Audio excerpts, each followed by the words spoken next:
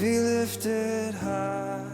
Hey everybody, Midweek Refuel, Acts chapter 25 tonight, and we are continuing on with the interrogation of Paul before various Roman leaders. Tonight we're going to talk about Festus, we're going to talk about King Agrippa, the confusion they have with the accusations against Paul, but also they're trying to balance their relationship with the Jewish leaders to make sure that there is no riot or uprising.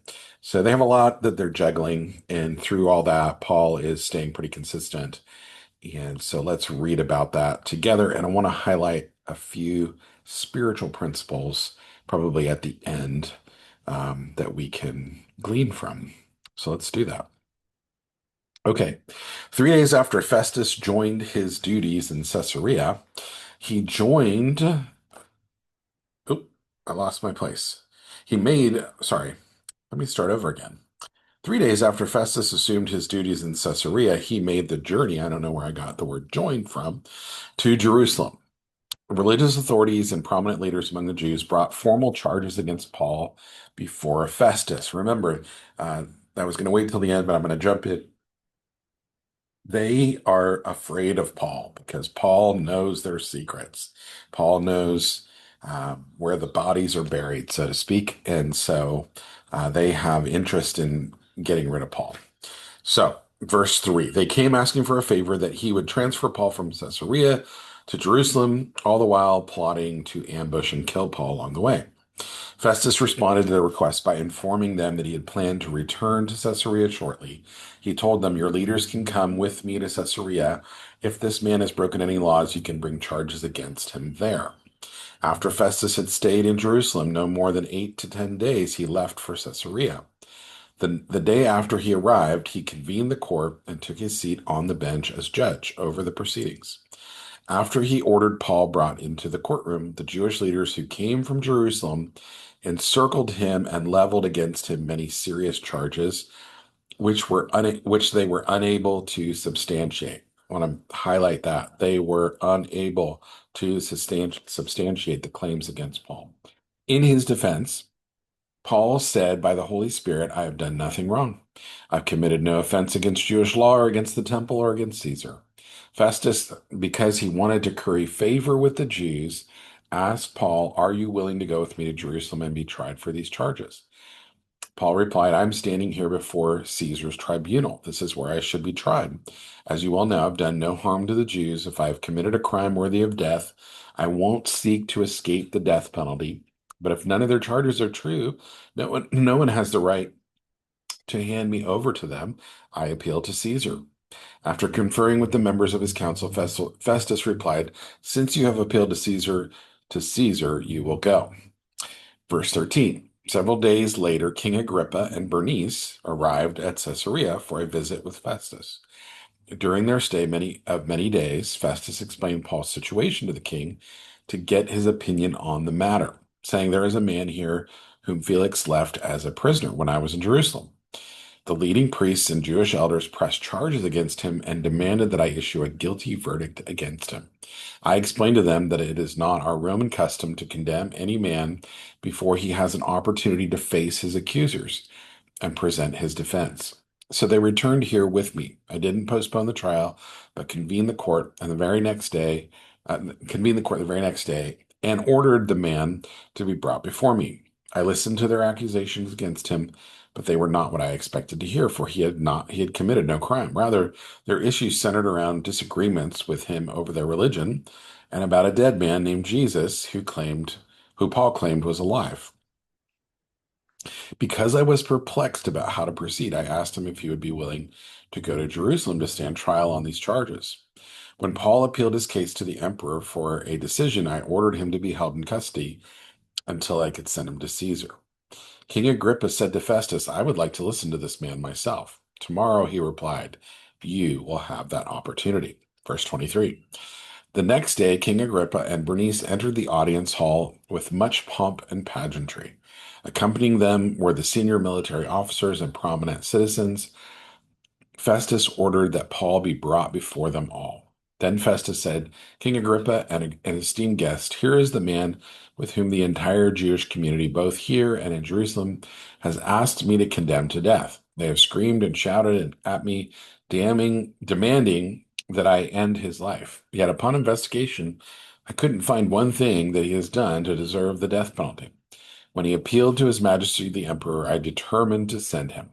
But I have nothing concrete to write to His Majesty, so I've now brought him before you all, and especially before you, King Agrippa.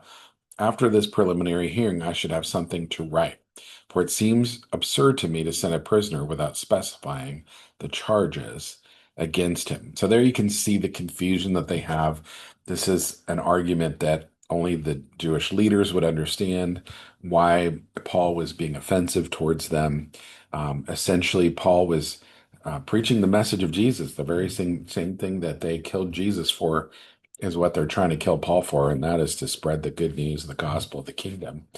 And they were not down for that because they liked their old system and they just wanted to stick to that. And Paul was threatening that because he, again, knew their system and he knew that, Jesus had appeared to him on the road to Damascus and said, Stop persecuting me. And so Paul had a mission that he was on to preach the gospel. And he was, as they said, they referred to Jesus as a dead man, but we know that Jesus rose again after 3 days. And that was what was creating such havoc is that there were these members of the way who were going out and preaching the gospel everywhere. My spiritual point from this is something that we read about in the gospels where Jesus warned the disciples against the leaven of the Pharisees and the leaven of Herod. And you actually see it being displayed in this chapter because what they were doing was really essentially arguing over um, politics, over fear. Um, and to explain that a little bit further, the religion of the Pharisees, or the leaven of the Pharisees and the leaven of Herod are really very similar. One is the political spirit, and one is the religious spirit, and they're both founded on fear, and more particularly, they're founded on the fear of man. So as we read these stories, we're seeing that play out in real time because Festus wanted to curry favor with the Jewish leaders because he wanted to keep the peace. And they had a prearrangement with them to do that. And here Paul was causing trouble, and he didn't want that to escalate. And so he was playing politics because he was afraid of the response of the people.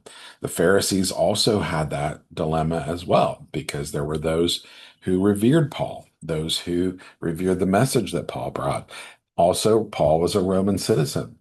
And so there were factors at play that they had to um, sort of dance around and play politics with the emperor, appealing to him that Paul was a threat to their leadership. And so they were trying to have him killed as we have seen for several chapters. And so, here's the great news about that is the antidote to all that is what Jesus would call the leaven of the kingdom, the influence. Leaven in the Bible is often used as a metaphor for influence. And we are to be influenced by the kingdom. Just as Paul was being influenced by the kingdom through the Holy Spirit. Remember, it said earlier that he addressed the court in the power of the Holy Spirit. It didn't sound like what he said was that revolutionary, but Luke specifically highlights that he spoke in the power of the Holy Spirit. And that's important because the kingdom is in the Holy Spirit, and the Holy Spirit was living in Paul, and Paul was speaking from that perspective to the leaders of Rome, to the various leaders, whether it was Festus or King Agrippa or whoever that he was meeting with. And so we have that antidote as well, that we can combat that religious spirit, that political spirit, with the spirit of the kingdom, which is in us through the person of the Holy Spirit. So interesting story, interesting process that Paul had to walk through. And it shows us that adversity comes when we're living in a world that's opposed to what the kingdom brings. And hopefully, as we continue operating in the power of the Holy Spirit, it will cause more and more people to want what is available to them through Jesus.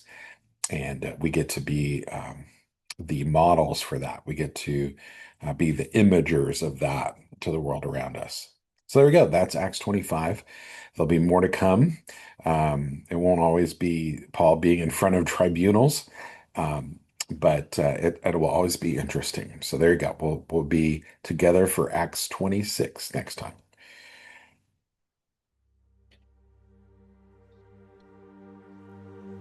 Be lifted high, be lifted high, for your glory.